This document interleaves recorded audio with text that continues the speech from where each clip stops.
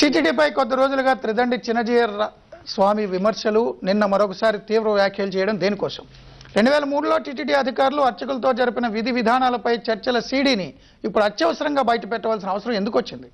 ఇన్నాళ్ళు తిరుమలపై లేని ఆగ్రహం స్వామివారికి ఇప్పుడే ఎందుకు వస్తోంది? ఇది తిరుమలపై దండయాత్ర, ధర్మయాత్ర?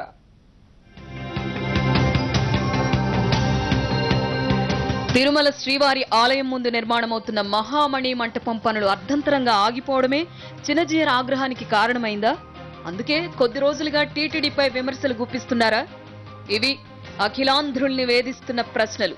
1000 కాళ్ల మంటపం తొలగించే సమయంలో అంతంత మాత్రంగానే అడ్డు చెప్పిన ఆయన ఇప్పుడు పనిగట్టుకుని టీటీడీ సంప్రదాయాలు పాటించడం లేదని విమర్శలు మొదలెట్టారు. చినజీయర్ శిష్యుడైన రామారావుకు మహామణి మంటపం కాంట్రాక్ట్ ఇచ్చారు. అయితే అనివార్య కారణాలతో మధ్యలో ఆగిపోవడంతో జీయర్ స్వామికి ఆగ్రహం కలిగింది. ఈ ఆగ్రహంతోనే ఆయన తిరుమలపై దండయాత్రకు పూనుకొని కాలినడకన తిరుమల యాత్ర చేశారు. తిరుపతిలో టీటీడీపై తీవ్ర విమర్శలు గుప్పించారు. ఈ దండయాత్ర వెనక జీయర్ స్వామి శిష్యుడు కాంట్రాక్టర్ రామారావే కారణమనే ఆరోపణలు వెల్లువెత్తుతున్నాయి. మహామణి మంటపం పనులు అర్ధంతరంగా ఆగిపోవడంతో గురువు గారితో దండయాత్ర చేయించారు.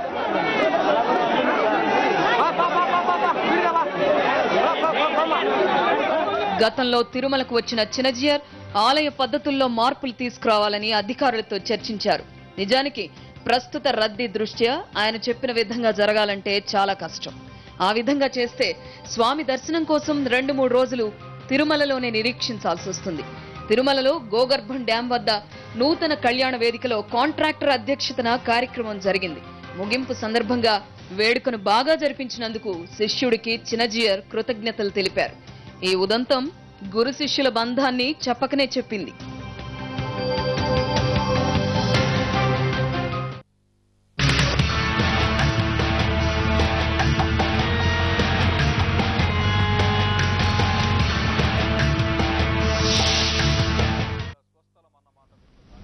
చినజీయర్ స్వామీజీ గత కొంతకాలంగా తిరుపతిలో అనుకున్నట్లుగా జరగాల్సినట్లుగా ఆచార వ్యవహారాలు జరగడం లేదని ఆగ్రహం వ్యక్తం చేస్తున్నారు. గత 2-3 సంవత్సరాలుగా చినజీయర్ స్వామీజీ ఆగ్రహం ఏ స్థాయిలో ఉందో ఆయన వ్యాఖ్యలను బట్టి చూస్తే తెలుస్తుంది. అదొకసారి చూద్దాం. తిరుపతి వెంకటేశ్వర స్వామి 4 రోడ్ల మధ్య ఉండే దిక్కులేని అనాథగా చూడండి. ఒక పడుపు వృత్తి కలిగినటువంటి ఒక స్త్రీ 4 రోడ్ల మధ్యలో ఉంటే నలుగురు ఇష్టం వచ్చినట్టు వాడుకునే ప్రయత్నం చేస్తారే, అట్లా ఈవేళ వెంకటేశ్వర స్వామి అయిపోయాడు. ఈ అంశం మీద చర్చించడానికి నాతో పాటు స్టూడియోలో బీజేపీ సీనియర్ నాయకులు రామచంద్రారెడ్డి గారు ఉన్నారు. సీనియర్ ఐఏఎస్ రిటైర్డ్, అదేవిధంగా తిరుమల తిరుపతి దేవస్థానానికి ఈవోగా పనిచేసిన ఎంవీఎస్ ప్రసాద్ గారు ఉన్నారు. ప్రముఖ ఆధ్యాత్మిక తత్వవేత్త డాక్టర్ వల్లూరి గారు ఉన్నారు. అదేవిధంగా జేవీఎల్ నరసింహాచార్యులు గారు జ్యోతిష ఆగమశాస్త్ర పండితులు. తిరుపతిలో తిరుమల తిరుపతి దేవస్థానం ఉద్యోగ సంఘాల నాయకులు లక్ష్మీనారాయణ గారు, వైఖానస పీఠం నుంచి ప్రభాకరాచార్యులు గారు ఉన్నారు. అదేవిధంగా విశాఖపీఠం నుంచి స్వామి స్వరూపానంద సరస్వతి, నెల్లూరు నుంచి కమలానంద భారతి స్వామీజీ కూడా మనకి అభిప్రాయాలు చెప్పడానికి మనకు అందుబాటులో ఉన్నారు. ముందుగా చర్చ ప్రారంభించే ముందు కమలానంద భారతి గారి అభిప్రాయం తెలుసుకుందాం. కమలానంద భారతి గారు నమస్కారం.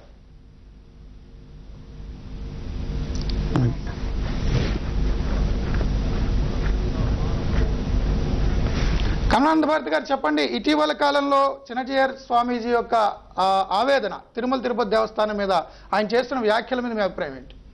మూర్తి గారు, ఇప్పుడు గత కొద్ది కాలంగా తిరుమల తిరుపతి దేవస్థానాన్ని గురించి జరుగుతున్నటువంటి ఈ ఉద్యమము లేకపోతే జరుగుతున్నటువంటి విషయాలు చూస్తూ ఉన్నాం. ఇప్పుడు తిరుమల తిరుపతి దేవస్థానం లోపల ఏదైనా లోటుపాట్లు లేవు అని ఎవరు చెప్పట్లేదు. లోటుపాట్లు ఉన్నాయని అందరూ అంగీకరించవలసిన విషయం. ఇది ఒక అంశం. రెండోది చినజీయర్ స్వామీజీకి తిరుమల తిరుపతి దేవస్థానానికి ఉండేటువంటి సంబంధం. మూడోది చినజీయర్ స్వామీజీ వారు చేస్తున్నటువంటి ప్రయత్నం. ఇవన్నీ కూడా ఏవైనా సరే సకారాత్మకంగానే తీసుకోవాల్సిన అవసరం ఉంది. తిరుమల తిరుపతి దేవస్థానం విషయంలో చినజీయర్ స్వామీజీకి ఉండేటువంటి అవగాహన విషయంలో రెండవ ఆలోచన ఎవరికీ లేదు. దాన్ని వ్యక్తం చేసేటువంటి పద్ధతిలో ఒక మాట అటు ఇటుగా అనుంటే, ఇతరులకు బాధ నొప్పించేటువంటి పద్ధతిలో ఒక మాట అన్న సందర్భాన్ని ఏదైనా ఉంటే అది ఖచ్చితంగా అనకుండా ఉండుంటే బాగుండేదనే మేము అభిప్రాయపడుతున్నాం.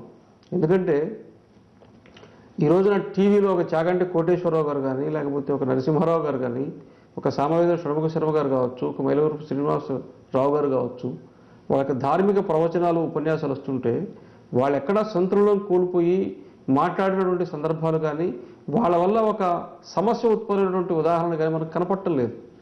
దురదృష్టవశాత్తు సర్వసంగ పరిత్యాగులు సన్యాసులైనటువంటి వాళ్ళ మాటల వల్లనే మొత్తం చర్చలు జరుగుతున్నాయి, ఇబ్బందులు వస్తున్నటువంటిది ఈరోజు సమాజంలో సర్వే సర్వత్రా ఒక చర్చ ప్రారంభమైంది.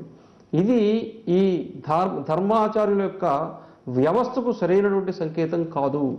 కాబట్టి మనం చెప్పేటువంటిది, మనం చేసేటువంటిది సమాజంలో అందరికంటే, మిగతా వాళ్ళందరికంటే కూడా భిన్నమైన శ్రేష్టమైనటువంటి స్థాయిలో, స్థానంలో ఉండేటువంటి విధంగానే మన ప్రబోధనము, మన మార్గదర్శనము ఉండాలని మేము అభిప్రాయపడుతున్నాం.